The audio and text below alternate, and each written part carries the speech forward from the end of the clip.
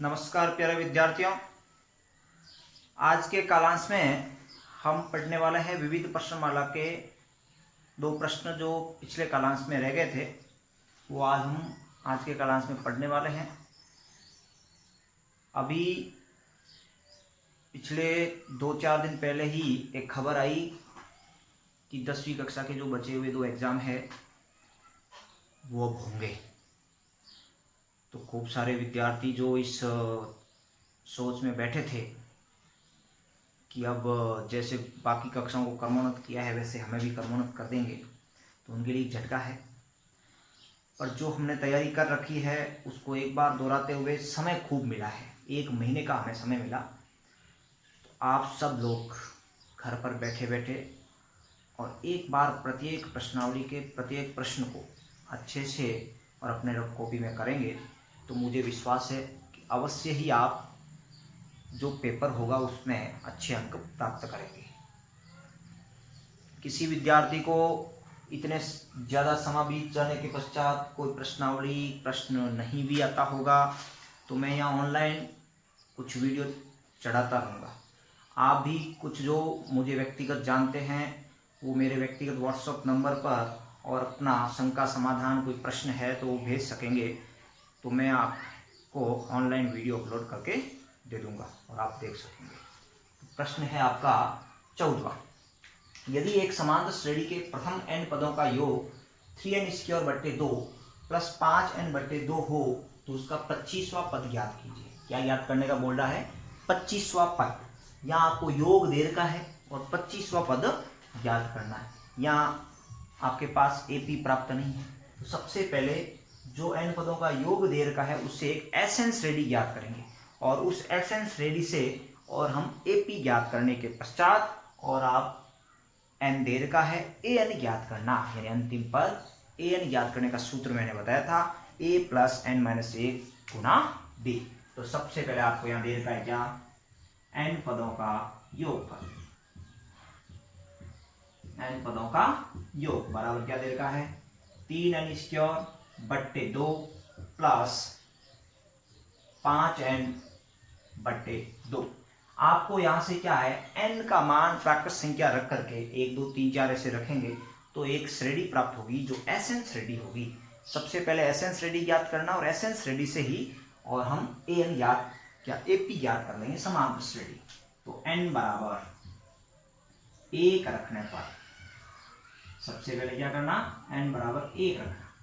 तो जहां आपको दिख रहा है ये है आपके SA बराबर 3 × 1² 2, यानी जहां n था वहां हमने क्या रख दिया है? 1 रख दिया है। 3 × 1² 2 प्लस 5 × 1/2। सरल करते हैं क्या आता है? 3 × 1 का वर्ग होता है 1 और 1 को 3 से गुणा किया 3/2 प्लस 5 को 1 से गुणा किया 5/2। 3 और 5 कितने हुए? 8/2, यानी पहला पद आपके आ गया क्या? 4। ये S1 आया है। S1 और A1 एक ही होता है क्योंकि प्रथम एक पद का योग और प्रथम S जो A है वो भी और दोनों का मान इक्वल होता है यानी बराबर होता है। यहाँ n क्या रखना? n बराबर पहले 1 रखा, अब n बराबर 2 रखना। 2 रखना क्या आता है? S2 बराबर 3 × 2² 2 प्लस 5 × 2/2, यानी S2 बराबर आया क्या? 3 × 2 का वर्ग 4/2 प्लस 5 2 10/2।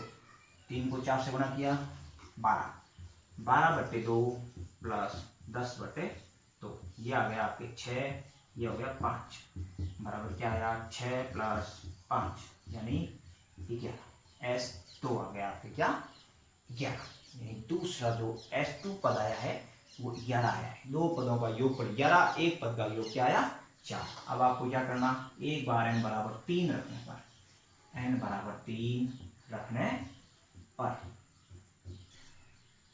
S3 बराबर 3 × 3² 2 प्लस 5 × 3/2।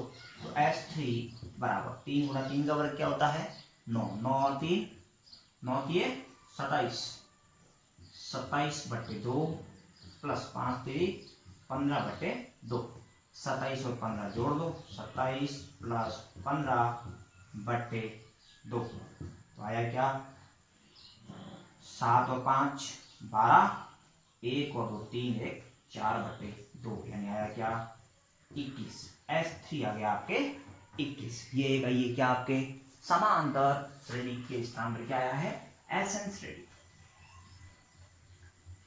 तो आपको यहां लिखना है SN श्रेणी। SN श्रेणी बराबर क्या आई, पहला पद आपके कितना आया था, पहला पद आया 4, दूसरा आया 11, तीसरा आया 21। ये ऐसे बढ़ती है। ये है प्रथम पद जो A और S1 दोनों इक्वल होता है, ये S2 और ये S3। समांतर श्रेणी, समांतर श्रेणी। तो समांतर श्रेणी याद करने के लिए क्या करना, पहला पद तो वही है, दूसरे पद के लिए क्या करना, पहला पद घटा लेना, तीसरे पद के लिए क्या करना, दूसरा पद घटा लेना। ऐसे करके क्या आ जाएगी एक समांतर श्रेणी। यानी 21 में से अगर 11 घटाएंगे तो तीसरा पद आएगा, 11 में से अगर 4 घटाएंगे तो दूसरा पद, और 4 है तो 4, 11 में से 4 गया 7, 21 में से 11 गया 10। ये आपकी क्या आ गई है समांतर श्रेणी, यानी जिसको हम क्या बोलते हैं AP, समांतर श्रेणी। अब ये अगर वापस जोड़ता हूं क्या 4 और 7 11 दूसरा पद आ गया, 11 और 10 तीसरा पद आ गया 21।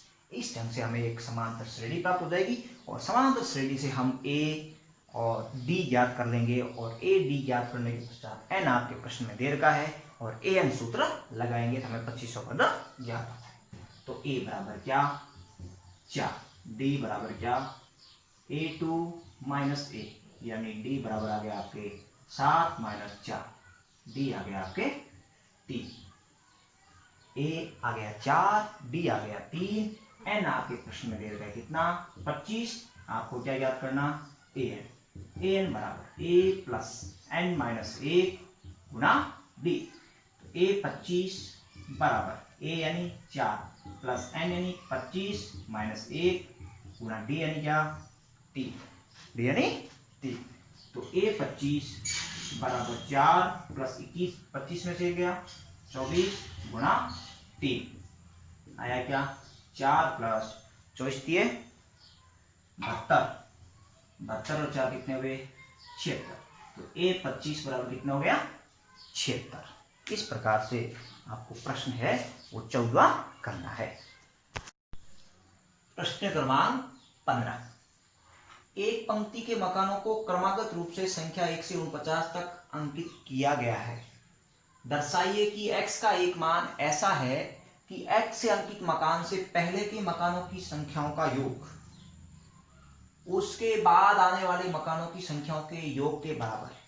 यानी 1 से 49 तक ऐसे मकान है, उसके अंदर एक ऐसा मान है जो बीच में x है, उस x से पहले के मकान और x के बाद के मकानों का योग है वो बराबर है। तो आपको x का मान ज्ञात करना है, यानी x कौन सा मकान है ताकि उसके पहले के और बाद के मकानों का योग बराबर हो जाए। तो मान लो क्या है 1 2 3 ऐसे आपके 1 से लेकर के और आपके 49 तक बीच में यहाँ x आ गया, और ऐसे 49 तक आपके क्या है मकान है। इन 1 से लेकर के 49 तक के मकानों में एक बीच का मकान है जिसका मान है x। अब x एक ऐसा मकान है ताकि इनसे पहले के जो ये मकान है इनका योग और इनके बाद के मकानों का योग है वो क्या आ जाए बराबर आ जाए। तो आपको सबसे पहले क्या करना है, यानी यहां आप समझ रहे हो कि ये क्या है x है, तो यहां आपको अगर इनसे पहले के मकान x से ठीक पहले के मकान जिसको हम क्या बोल सकते हैं इनका योग क्या हो जाएगा x माइनस 1, यानी ठीक पहले एक मकान कम करना तो x में से 1 घटा लो, इनके मकानों का योग और इनके बाद के मकानों का योग, बाद के मकान कैसे आएंगे तो SN, यानी पूरे मकानों में से अगर SX तक के मकान हम घटा देंगे SX तो ये दोनों क्या हो जाएंगे इक्वल हो जाएंगे। ये आपके प्रश्न में है, वो कह रहा है, क्या कह रहा है, x से पहले के मकान यानी एस एक्स माइनस एक और x के बाद के मकान यानी S N minus S X करते हैं तो वो दोनों है क्या, बराबर। तो आपको याद करना है x का मान। तो x का मान ज्ञात करने से पहले आपको क्या ज्ञात करना, एक तो a ज्ञात करना, एक d ज्ञात करना, बाकी आपके an यानी n का मान आपके दे रखा है प्रश्न में। एक तो क्या है, an दे रखा है 49 और a क्या an क्या आएगा, जहाँ n का मान आ जाएगा आपके x में से एक कम करना तो डायरेक्टली मान रखना। तो सबसे पहले आपको लिखना है क्या है, a बराबर क्या है, एक, d बराबर क्या है, दो में से एक चला गया, d बराबर भी क्या आ गया, एक, d का मान भी क्या आ गया, एक, a का मान भी क्या आ गया, एक।